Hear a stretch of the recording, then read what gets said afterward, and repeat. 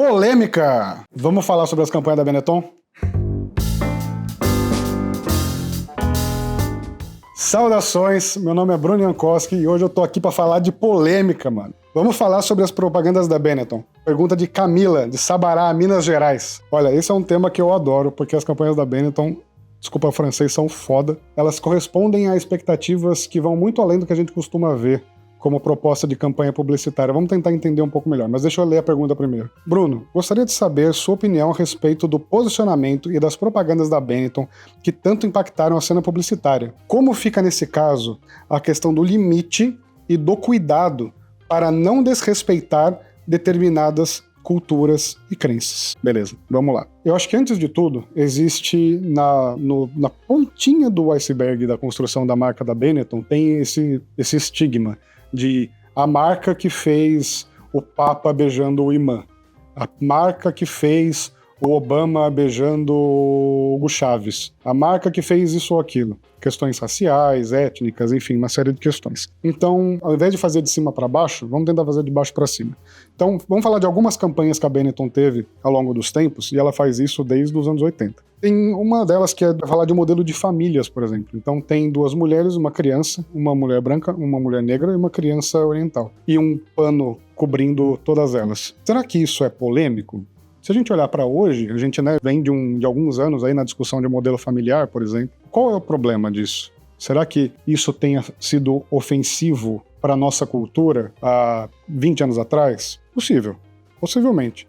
Então, vamos entender, antes de qualquer coisa, que as culturas elas são mutáveis.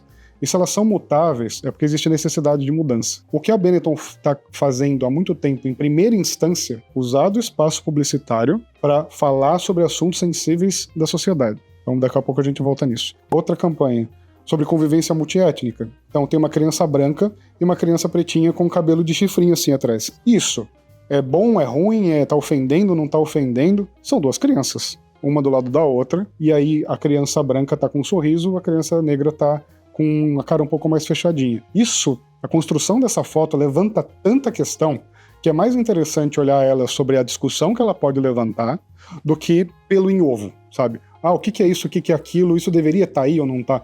Será que se a gente não tivesse visto essa imagem, ou a possibilidade dessa discussão, desse debate, desse diálogo, nessa campanha da Benetton, será que teria essa mesma... Não que não tivesse a mesma relevância, mas será que teria o mesmo impacto social por ela ser tão forte? Então será que a arte por si não é um veículo extremamente interessante, aí no caso a gente está falando da fotografia, para se trazer à tona questões sociais, questões de debate sensível? Será que é um desserviço da Benetton ou será que é eu vou colocar isso aí e as pessoas interpretam do jeito que quer? Porque não tem nada escrito, se a gente olha as campanhas da Benetton. Não tá fazendo uma apologia a isso ou aquilo. A gente vai levar a nossa carga cultural, os nossos embates resolvidos e não resolvidos, e colocar naquela imagem. A gente vai se vestir do que tá ali para olhar e falar, eu acho que é isso, ou eu acho que eu não é aquilo. Mas vamos continuar um pouco mais. Uma que já não é tão nessa questão. Tem uma campanha com um monte de camisinha, de vários tamanhos diferentes e cores diferentes. Isso é numa época onde a AIDS estava bombando.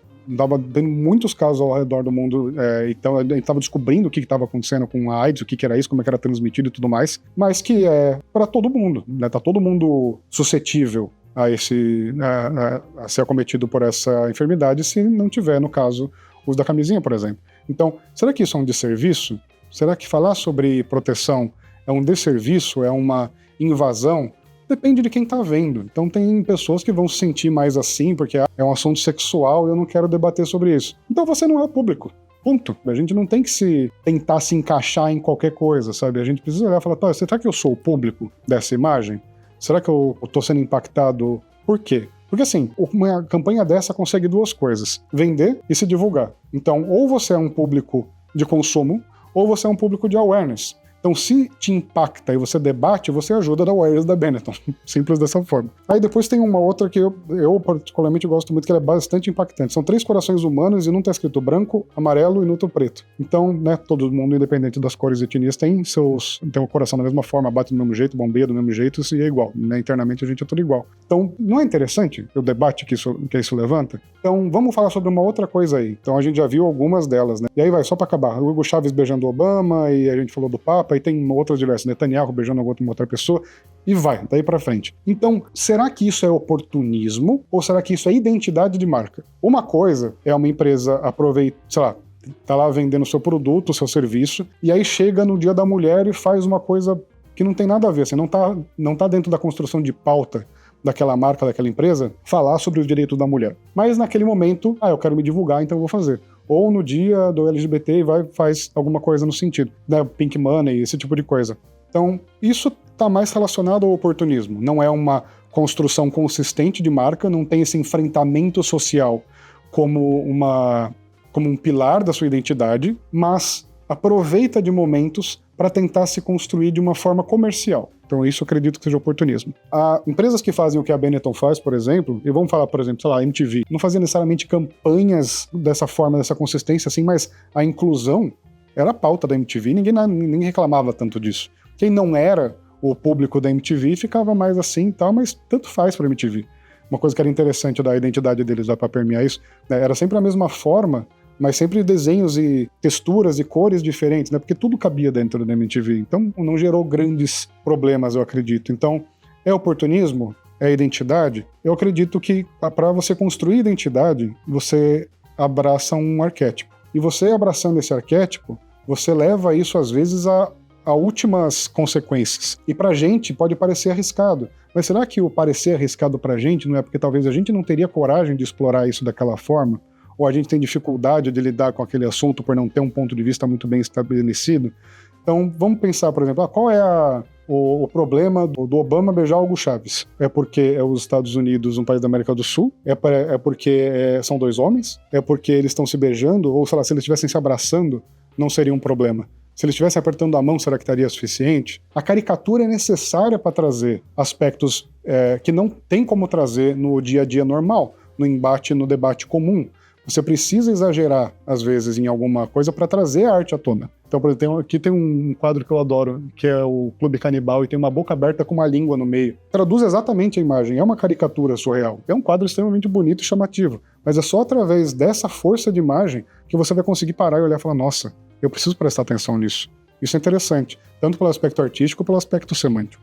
Então, nesse ponto, isso é ofensivo para quem? Para as pessoas que têm dificuldade em abordar o tema de um beijo entre dois homens? Então você não é o público da Benetton, claramente não é o público da Benetton, então você está se ofendendo e vai se ofender com uma série de outras coisas. Se você for numa galeria de arte mais expansiva, você vai se ofender com uma série de coisas que estão ali, né? Eu acho que é importante a gente construir a percepção de que as marcas não estão ali para satisfazer o interesse de todo mundo, para agradar todo mundo. E geralmente quando elas fazem isso, elas são fracas. Então é mais interessante você assumir uma postura de confiança sobre o que você está comunicando, sobre o que você está fazendo, por mais que isso seja abominável para uma parte da população.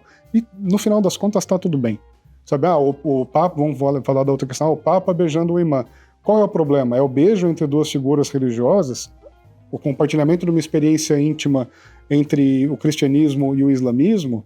Porque são duas pessoas de idade? São por todos esses problemas? Ou será que tem uma coisa mais interessante para se discutir aí, que seria a paz entre povos que compartilham de um mesmo Deus, de um mesmo fundador? Será que as religiões abraâmicas elas não podem ser mais unidas? A gente tem um outro da Benetton também, que é um judeu e um muçulmano colocando a mão em cima de um globo, dois jovens, assim, bem novos. Será que as religiões abraâmicas não poderiam ter mais paz entre si? Não poderiam compartilhar de mais intimidade, de mais afeto? Será que essa não é a questão principal? Então, se a gente tem dificuldade de interpretar essas questões, a gente tem dois problemas, um com a Benetton e outro com essas questões. Então a gente claramente não é o público nem da marca e nem da discussão. Mas se a gente parou para perceber, pelo menos, se isso impactou a gente de alguma forma, eu acho que é interessante o suficiente. Então, quais são os limites entre trabalhar a percepção sobre uma crença? Será que esse limite existe? Eu acho que tem coisas muito sensíveis. Por exemplo, o islamismo determina que não pode se gerar imagens sobre Mohammed. Não vai gerar imagens de Maomé. Se tocar nisso, que nem, por exemplo, South Park. South Park fez brincadeiras com isso até não poder mais. E precisaram censurar os episódios e tudo mais, e surfaram uma onda da polêmica que eles sempre surfaram. Não foi uma coisa, vou fazer... por exemplo, teve aquela revista francesa, que eu não vou lembrar o nome agora, mas que fez também uma brincadeira com isso, que ia revelar, né, qual era a imagem de Maomé e tal. Então, sei lá, se é muito pelo eu vou me divertir com isso, eu acho que começa a complicar um pouco, mas aí, tipo, a gente vai entrar em humor negro, em humor obscuro, ou qualquer outra coisa parecida com isso, que também tem seu espaço de expressão, seu espaço artístico, sua liberdade de existência. Então, eu acredito que, conforme a gente vai construindo maturidade com a nossa marca, a gente vai dando oportunidade de vazão para os assuntos de uma forma mais responsável. Nem sempre, por mais responsável que nós sejamos, a gente vai conseguir agradar todo mundo. Então, é sempre necessário fazer escolhas. E a escolha da Benetton é comunicar os valores que ela tem através de um grande choque geracional, que vai levar as pessoas a comentarem sobre aquela campanha durante anos a fio.